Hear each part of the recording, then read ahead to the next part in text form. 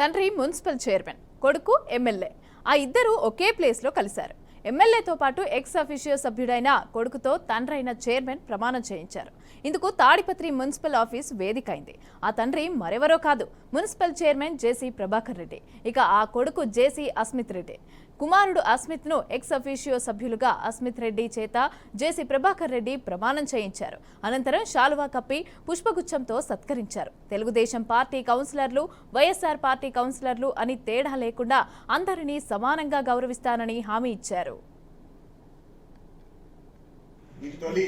Municipal council సమావేశానికి రావడానికి నాకు ఎంతో ఆనందంగా ఉంది.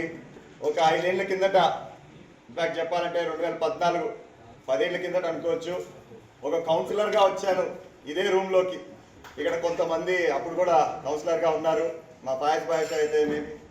సో చాలా ఆనందంగా ఉంది.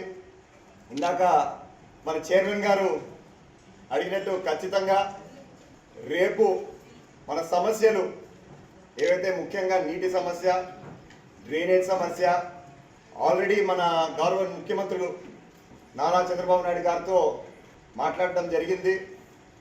వారిని కోరాను, రేపు మన ప్రభుత్వం ఒకసారి సెటిల్ అయినాక మాకు నిధుల ద్వారా సహాయం చేయాలని కోరాను.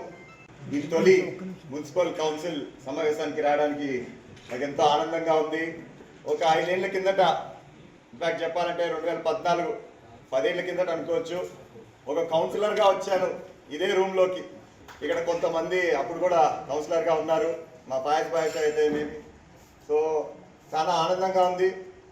ఇందాక మన చైర్మన్ గారు అడిగినట్టు ఖచ్చితంగా రేపు మన సమస్యలు ఏవైతే ముఖ్యంగా నీటి సమస్య, డ్రైనేజ్ సమస్య, ఆల్రెడీ మన గౌరవ ముఖ్యమంత్రులు నారా చంద్రబాబు నాయుడు గారితో మాట్లాడడం జరిగింది. వారిని కోరాను, రేపు మన ప్రభుత్వం ఒకసారి సెటిల్ అయినాక మాకు నిధుల ద్వారా సహాయం చేయాలని కోరాను.